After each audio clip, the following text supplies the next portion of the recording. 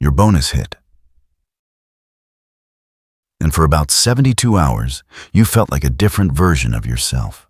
The version that could afford things. The version that deserved a little something extra.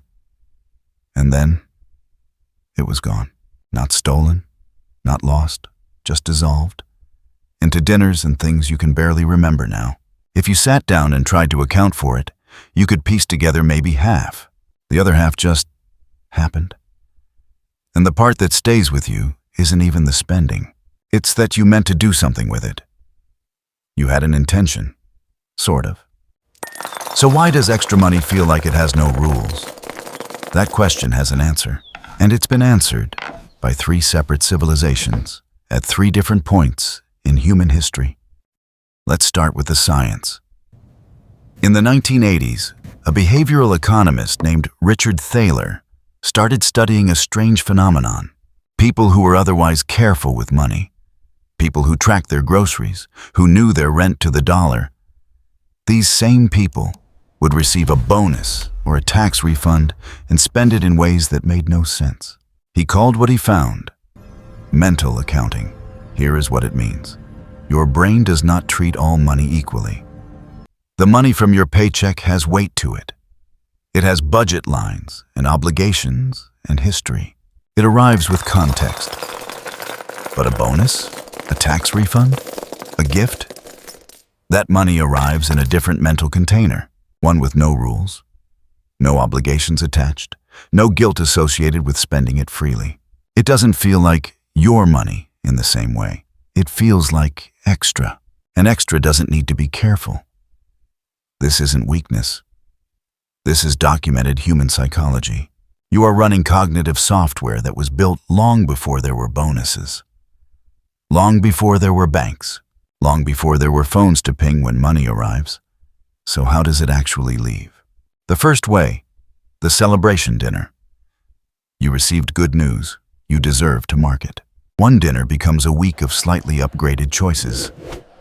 The mental account is open, so everything draws from it. The second way, the item you'd been waiting to afford. The bonus is the permission slip you've been waiting for. The thing enters your life. The bonus exits. The third way, you give it away. Not through generosity, though sometimes that too. But because windfall money doesn't feel real. So lending it to someone who asks feels costless. Until it isn't. Studies show that people save 4 times less of unexpected income than equivalent regular income. 4 times less. That number isn't a character judgment. It is a measurement of how powerful the wrong mental container is. But here is what those studies also show. People who have a system, a pre-existing plan for what to do with unexpected money, those people save at the same rate as their regular income. The system matters more than the intention. And 3 civilizations built those systems, independently, in different centuries, on different continents. The first one was a journalist in Tokyo. The year was 1904. Her name was Hani Motoko. She was Japan's first female journalist, and she understood something that most financial systems still get wrong. The problem with unexpected money isn't what you spend it on. It's what you fail to decide before you spend it on anything. She watched Japanese housewives receive seasonal gifts and year-end bonuses, called ochugen and osebo, and she watched the money disappear before the season was over. Same pattern, every household, every year. So she designed a system. She called it kakeibo, roughly translated, the household financial ledger. But it was not a budget. Budgets tell you what you can spend. Kakeibo asked you what you intended to do with your money before you touched any of it. The system was 4 questions, written by hand, at the beginning of every month, and, crucially, before any windfall arrived. 1. How much do I have? Not how much do I think I have, how much do I actually have? 2. How much do I want to save? Not how much do I hope to save after I spend what I want to spend, a number, a commitment, before anything else. 3. How much will I spend? Not how much do I have left, how much am I choosing to spend? There's a difference. 4. How can I improve? Not a judgment. A question. An invitation to get slightly better. 4 questions, written by hand. That's it. The handwriting is not incidental. Research consistently shows that writing by hand encodes information into memory in a way that typing does not. When you type your financial intentions, they remain abstract. When you write them, they become physical. Your hand moved. Your arm moved. Your brain encoded the commitment at a different level. Hani Motoko intuitively understood this a century before neuroscience confirmed it. The original Kakeibo books included an illustration, a small pig, representing savings, facing off against an expenses wolf. Every month was a battle. The pen was the weapon. By 1965, half of all Japanese households kept a Kakeibo, not because someone mandated it, because it worked. Because Japan has one of the highest household savings rates in the world. And the Kakeibo is part of that story. But Hani Motoko was not the first person to understand this principle. 2,000 years earlier, the Roman Stoics had a practice they called premeditatio malorum. Literally, premeditation of bad things. Before a military campaign, before a financial season, before a period of abundance, they would sit with a scroll or a wax tablet and deliberately imagine everything that could go wrong. Every temptation, every trap, every way abundance could corrupt judgment. This was not pessimism. This was preparation. If you have already decided, in advance, in a calm moment, what you will do when the bonus arrives, then the bonus cannot ambush you. The dopamine cannot override your plan because the plan is already made. Seneca, one of Rome's wealthiest citizens and its most important Stoic philosopher, wrote in his letters, "It is not the man who has too little, but the man who craves more that is poor."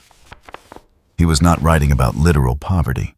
He was writing about the mental state of a person whose desires always exceed their situation.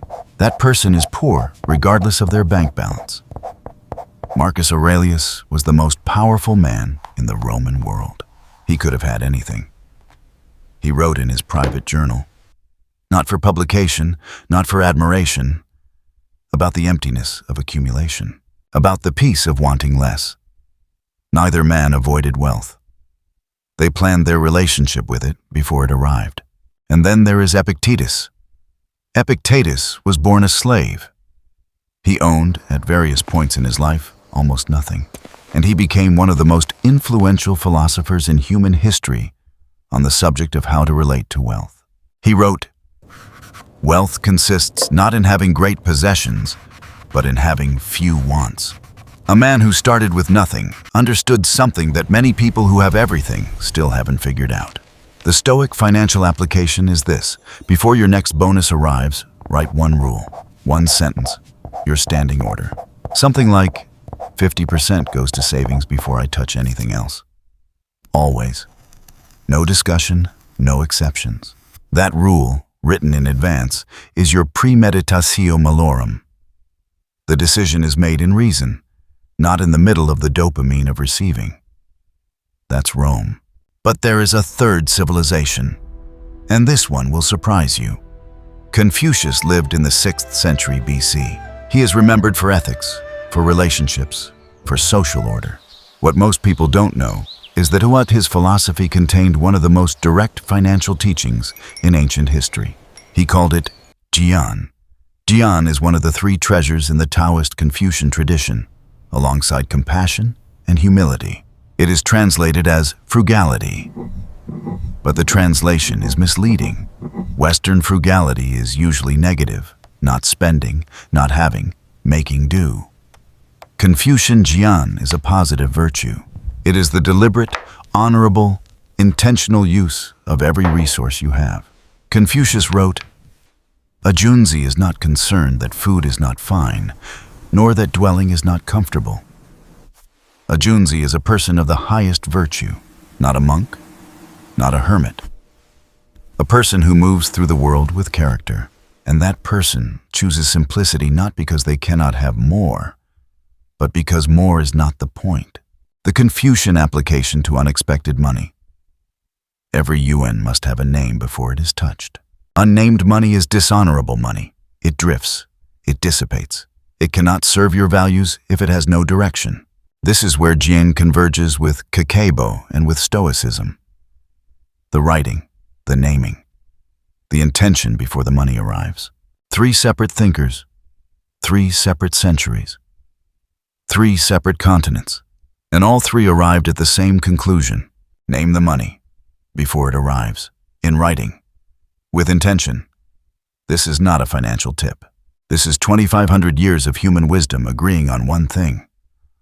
Let's make this concrete, because at some point, wisdom needs numbers. The average working adult receives a bonus of roughly $3,000 a year. Some years more, some years less. That's the average. Person A discovers Kakeibo at 30, applies the 50% rule to every bonus. 1,500 per year, invested at a modest 7% annual return. Person B receives the same bonuses, spends them as they arrive, as most people do. After 20 years, at age 50, let's open both accounts. Pause. Person A, 61,500 from bonuses alone, from a single habit applied consistently. Person B, 0 from bonuses. They received the same money every single year and kept none of it. That is not a small difference. That is a retirement contribution, a down payment, a year without work. But here is the cost that doesn't show up in a compound interest calculator. Person B also spent 20 years with the low-grade background shame of knowing, every year, without fail, that the bonus came and went and left nothing behind. That is not just a financial loss. It is a psychological one, and it compounds too. The career average is 38 bonuses, 38 opportunities, plus tax refunds, plus side income, plus gifts. Windfall income for the average adult totals roughly $4,200 a year. Over a career, $168,000 that passed through your hands. $168,000 with no system, no plan, no name. Hani Motoko built a system for this in 1904. Marcus Aurelius understood the principle 2,000 years ago. Confucius named the virtue 1,500 years ago. You now have access to all 3. The bonus is coming. Maybe not today, but it's coming. And this time, you have a system. It has 3 parts. Each one comes from a different civilization. Together, they take about 10 minutes. First, Kakeibo. Before the money arrives, open a notebook. Answer 4 questions by hand. How much do I have? How much do I want to save? How much will I spend? How can I improve? Second, Stoicism.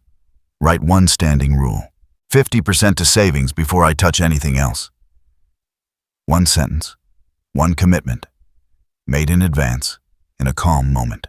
Third, Jian. Name every dollar in the remaining 50%. Give each portion a purpose before you spend. Unnamed money drifts, named money works. That's the pre-arrival protocol. Kakeibo, Stoicism, Jian. 3 civilizations, 10 minutes, 1 notebook. Pause here. Screenshot this. Type that number in the comments. Let it sit there for a second. Screenshot the card on your screen right now. And then come back to this comment section in 3 months and tell me if you used it. You now have 2,500 years of financial wisdom in 4 questions and 1 rule. Hani Motoko figured this out in 1904. Marcus Aurelius understood it in 170 AD. Confucius named it in 500 BC. You know what they knew. Use it